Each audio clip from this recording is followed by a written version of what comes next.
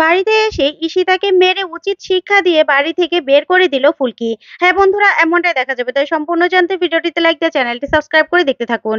গল্পের শুরুতে দেখা যাবে রুদ্র পালাতে থাকে। তারপরে রুদ্র বলতে থাকে, কোথায় পালাবো, কোথায় পালাবো আমি?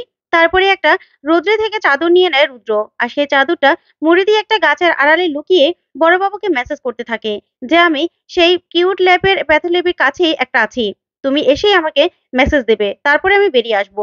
ঠিক তখনই সেখানে ফুলকি চলে আসে আর এসে বলতে থাকে, এটাই তো একটা লুকোনো জায়গা, কিন্তু কোথায় জামাবাবু? কোথাও তো দেখতে পাচ্ছি না। তখনই রুদ্র ফুলকিকে দেখে ভয় পেয়ে যায় আর বলতে থাকে, এ কোথা থেকে চলে আসলো? আজকে তো তাহলে আমাকে ধরেই ফেলবে। কি করব আমি? ও এখানে কি করে পৌঁছে গেল? আমি এখন কি করব? তখনই ফুলকি বলতে থাকে, না না, এখানেই হয়তোবা জামাইবাবু আছে। কারণ আমি যে পথ ধরে এসেছি সেই পথ ধরে এই পথটাই তো আসে। আমাকে ঘাপটি মেরে থাকতে হবে। জামাইবাবুকে আজকে আমি কিছুতে ছাড়বো না। হাতে নাতে ধরবই। এই বলেই ফুলকি একটু সরে পড়ে। ঠিক তখনই রুদ্র বলতে থাকে, ফুলকিকে দেখা যাচ্ছে না। তাহলে আমাকে এখান থেকে পালাতে হবে। এই বলে রুদ্র সেই গাছের আড়াল থেকে বেরিয়ে দৌড়াতে থাকলে হঠাৎ করে ফুলকি সেখানে চলে আসে আর এসে বলতে থাকে, জামাইবাবু। তখনই রুদ্র পিছন দিকে তাকায়। তখন ফুলকি বলতে থাকে, জামাইবাবু একদম পালাবেন না। দাঁড়ান। এই বলে একটা ত্রিশূল দেখতে পায় ফুলকি। তারপরে ত্রিশূলটা হাতে নিয়ে সাথে সাথে রুদ্রকে ছুঁড়ে মারে। আর রুদ্র পিঠে আঘাত লাগলে রুদ্র সেখানে সাথে সাথে পড়ে যায়। আর ওইদিকে দেখা যাবে তখনই লাবু আর রোহিত সেখানে চলে আসে। আর লাবুর পায়ের কাছে এসে রুদ্র পড়ে। তখন রুদ্র কাতরাতে থাকে। আর ফুলকি বলতে থাকে, আপনি যেই পাপ করেছেন না, সেই পাপের আজকে আমি সাজা দিলাম, সাজা দিলাম আমি। তখনই লাবু অবাক হয়ে তাকিয়ে থাকে। তখন ফুলকি বলতে থাকে, আপনাকে কে সাহস দিয়েছিল এত বড় আমার আর স্যারের বিবাহিত সম্পর্কটা নষ্ট করে দেওয়ার? কে দিয়েছিল এত বড় সাহস? আমাদের পবিত্র সম্পর্কটাকে নষ্ট করে দিতে চেয়েছিলেন। আর ভাই বোনের মতো একটা পবিত্র সম্পর্ককেও আপনি অসম্মান করেছেন। স্বামী স্ত্রীর সম্পর্ককেও আপনি অসম্মান করেছেন। আপনার অনেক বড় শাস্তি হবে। তার শুরু এখন। তখন লাবু অবাক হয়ে তাকিয়ে থাকে। তারপরে রোহিত ফুলকির কাছে যায়, গিয়ে বলতে থাকে, ফুলকি, তোমাকে আমি কতবার বলেছিলাম যে ফুলকি মাথাটা ঠান্ডা রাখবে। কি করলে এটা? কি করলে তুমি? তখনই দেখা যাবে বড়বাবু পুলিশ ফোর্স নিয়ে সেখানে পৌঁছে যায়। তখন রুদ্রর এই অবস্থা থেকে সাথে সাথে বড়বাবু অ্যাম্বুলেন্স খবর দেয়। তখন এসে বলতে থাকে, ফুলকি দাস, কি করলে এটা? ফুলকি দাস, এখনই তোমাকে আমি থানায় নিয়ে যাব। তখনই লাবু বলতে থাকে, বড়বাবু আপনি কিছু দেখেননি। কোন রকম কোনো কেস ফাইল হবে না। তখন বড়বাবু বলতে থাকে, ম্যাডাম এটা কি বলছেন আপনি? দেখুন আইন সবার জন্য সমান। তখনই লাবু বলতে থাকে, আপনার কি জঙ্গলে ট্রান্সফার হতে ইচ্ছে করছে? তখনই বড়বাবু ভয় পেয়ে যায়। তখন লাবু বলতে থাকে, যদি জঙ্গলে ট্রান্সফার হতে ইচ্ছে না করে তাহলে আপনি কোন রকম কোনো কেস ফাইল করবেন না। আপনি কিছু দেখেননি, বুঝতে পেরেছেন? এখান থেকে চলে যান। তখনই বড়বাবু বলতে থাকে, ঠিক আছে ম্যাডাম, আমি চলে যাচ্ছি, কিন্তু রুদ্রবাবুর তো চিকিৎসাটা শুরু করতে হবে। এই বলে বড়বাবু দাঁড়িয়ে পড়ে। তখন রোহিত বলতে থাকে, দিদি, এটা তুই কি করলি? তুই ক্ষমতার অপব্যবহার করলি। জেঠুমনি জানতে পারলে রাগ করবে, তুই জানিস না? তখন লাবু বলতে থাকে, যা করেছি একদম ঠিক কাজ করেছি। আজকে ফুলকি যে কাজটা করেছে না, এই কাজটা অনেক আগে আমার করা উচিত ছিল। বুঝতে পেরেছিস? তাহলে আর রুদ্র এই কাজটা করতে সাহস পেত না। ওর বুকে আরো আগে ত্রিশূলটা আমার বিধিয়ে দেওয়া উচিত ছিল। ও এত বড় পাপী যে ও স্বামী স্ত্রীর সম্পর্ককে ভাই বোনের সম্পর্ক বানাতে চেয়েছে।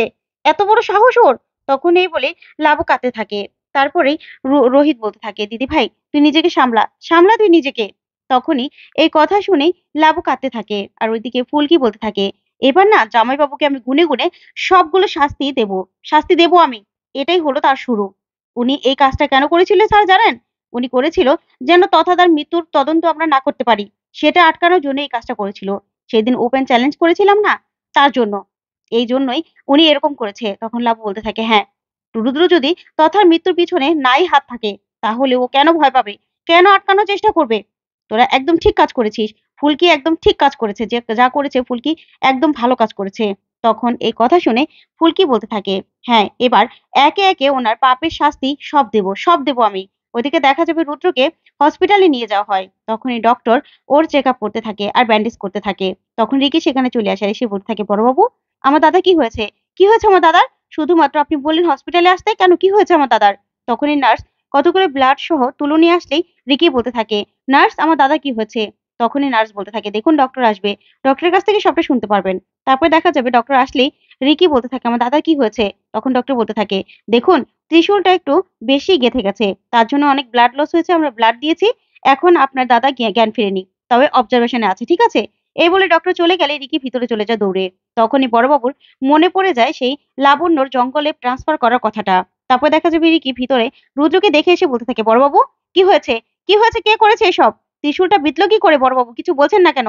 তখনই বড়বাবু বলতে থাকে, এই সবকিছু না হয়েছে ওই ফুলকি দাসের জন্য। তখনই ফুলকিরা সেখানে চলে আসে আর এসে বলতে থাকে, কি বড়বাবু, আপনি এখনো এখানে দাঁড়িয়ে আছেন? তখনই বড়বাবু ভয় পেয়ে যায়। তারপরে ফুলকি বলতে থাকে, শোনো রিকি দিদি, তোমার দাদার সঙ্গে যেটা হয়েছে না, এর থেকে আরো বেশি হওয়া উচিত ছিল। ত্রিশূলটা এই পিঠ ওই পিঠ হয়ে যাওয়া উচিত ছিল, বুঝতে পেরেছো? তখন রিকি বলতে থাকে, তোমার এত বড় সাহস, তুমি এই কথা বলছো? আমার দাদার গায়ে ত্রিশূল ছোড়ার তুমি সাহস কি করে পেলে? দেখো শুধু, আমার দাদা কিছু হোক, তোমাদেরকে আমি কাউকে ছাড়বো না। তখনই ফুলকি বলতে থাকে, শোনো রিকি দিদি, তোমার দাদা যেটা করেছে না, এর থেকে বেশি প্রাপ্য তোমার দাদা, বুঝতে পেরেছো? এর থেকে বেশি প্রাপ্য। তখন এই কথা শুনে রিকি ভয় পেয়ে যায়। তারপরেই রোহিত বলতে থাকে, আচ্ছা রিকি, রুদ্র কেমন আছে? তখন রিকি বলতে থাকে, তোমার এত বড় সাহস, আমার দাদার এই অবস্থা করে তুমি এখনো আবার বলছো রুদ্র কেমন আছে? তোমার বউকে সামলাতে পারছিলে না, তাই না? তখন রোহিত বলতে থাকে, কি করে সামলাতাম? ফুলকি যেটা করেছে একদম ঠিক কাজ করেছে। রুদ্র কি করেছে জানিস? আমাদের স্বামী স্ত্রীর সম্পর্ককে ভাই বোনের সম্পর্ক বানাতে চেয়েছিল। আমাদের সম্পর্কটাকে শেষ করে দেওয়ার চেষ্টা করেছিল। তুই জানতি এটা? তখনই রিকি ভয় পেয়ে যায় আর বলতে থাকে, না আমি জানতাম না, তবে দাদা যেটা করেছে নিশ্চয়ই কোনো প্রমাণ পেয়েছিল। তখন ফুলকি বলতে থাকে, না, কোনো প্রমাণ পায়নি, উনি ইচ্ছে করে ষড়যন্ত্র করে আমাদের সম্পর্কটা শেষ করে দেওয়ার চেষ্টা করেছিল, বুঝতে পেরেছো? ঠিক তখনই লাবু বলতে থাকে, রুদ্র আর কি কি করবে রিকি? কি কি করবে? আমাকে আমাকে খুনের দায় ফাঁসানোর চেষ্টা করেছিল, এখন আবার এত বড় একটা কাজ করেছিল। কি কি করেনি তোমার দাদা? তখন এই কথাতে রিকি বলতে থাকে, বৌদি ভাই তুমিও? তখন লাবণ্য বলতে থাকে, হ্যাঁ, তথার মৃত্যুর রহস্য যেন আর বের না হয়, সেই জন্য তোমাদের দাদা এত কিছু করেছে। কেন করলো? তখনই বড়বাবু কিছু বলতে গেলেই লাবণ্য বলতে থাকে, কি বড়বাবু, আপনার কোনো কাজ আছে আর এখানে? শুনুন, জঙ্গলে ট্রান্সফার হতে না চাইলে এখান থেকে চলে যান। তখনই বড়বাবু আর কিছুই বলে না। তখন রিকি বলতে থাকে, শোনো, আমার দাদা যদি কিছু হয় না, তাহলে তোমাদের কাউকে আমি ছাড়বো না। তখন ফুলকি বলতে থাকে, আমিও না তোমাদের কাউকে ছাড়বো না। কাউকে না, জামাইবাবুকে বলে দিও। এবার ওপেন চ্যালেঞ্জ হবে। এবার সামনাসামনি লড়াই হবে, বুঝতে পেরেছো? তখন রিকি ভয় পেয়ে যায়। ওইদিকে দেখা যাবে হৈমন্তী অরুণার সঙ্গে রেগে যায় আর বলতে থাকে, মেজো বউ, ফুলকির এত বড় সাহস, ও রুদ্রর এই অবস্থা কি করে করলো? রিকি ফোন করে আমার কাছে কান্নাকাটি করলো। ওকে এত বড় সাহস কে দিয়েছে?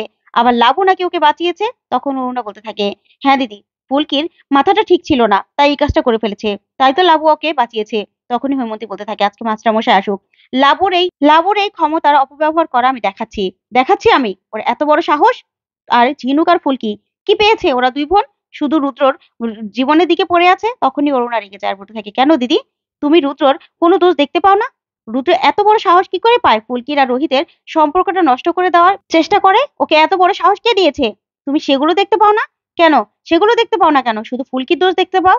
তখনই হৈমন্তী বলতে থাকে, এত বড় সাহস মেজবো তোমার, আমার মুখে মুখে তর্ক করছো? এই বলে অরুণ আর হৈমন্তী ঝগড়া করতে থাকে। তখনই তমাল আর পিয়াল মিলে রোহিত আর ফুলকিকে বলতে থাকে, দেখেছিস কি সাংঘাতিক এক ঘটনা ঘটছে? তখনই অরুণাকে থামাতে যায় ফুলকি আর বলতে থাকে, মা তুমি চুপ কর। তখনই হৈমন্তী ফুলকিকে চেপে ধরে আর বলতে থাকে, তোমার এত বড় সাহস, তুমি রুদ্রর এই অবস্থা করেছো, কেন করেছো? হ্যাঁ, তোমাদের কি স্বার্থ?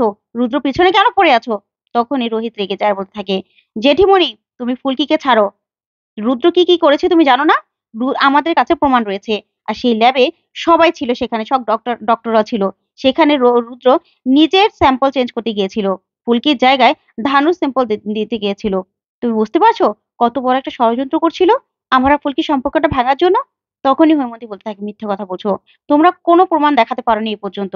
তখনই ফুলকি বলতে থাকে, জেঠিমণি, আমরা যেন কোনো তদন্ত করতে না পারি বর্দার মৃত্যুর, সেজন্যই জামাইবাবু এই সব কিছু করেছে। তখন এই কথাতেই হৈমন্তী বলতে থাকে, শোনো মেজো বউ, তোমার ছেলে আর ছেলের বউ শুধু শুধু মিথ্যে মিথ্যে কথা বলে রুদ্র নামে, মিথ্যে কথা বলে সবাইকে এভাবে রুদ্রর দিক থেকে মন উঠিয়ে নিচ্ছে। লাবু আর রুদ্র সম্পর্কটা নষ্ট করেই ফেলেছে, এখন আবার ও চায় কি, যে লাবু বিধবা হোক? তখনই রোহিত অবাক হয়ে যায়, ফুলকি অবাক হয়ে যায়, আর সেখান থেকে কাঁদতে কাঁদতে হৈমন্তী বেরিয়ে যায়। তারপরে তমাল বলতে থাকে, থাক, এখন না জেঠিমা হয়তোবা রুদ্র তার কাছে যাবে, আর কোথায় যাবে? তখন ফুলকি আর রোহিত অবাক হয়ে তাকিয়ে থাকে। তো বন্ধুরা, আজকের আপডেটটি কেমন লাগলো কমেন্ট করে জানাও। ধন্যবাদ।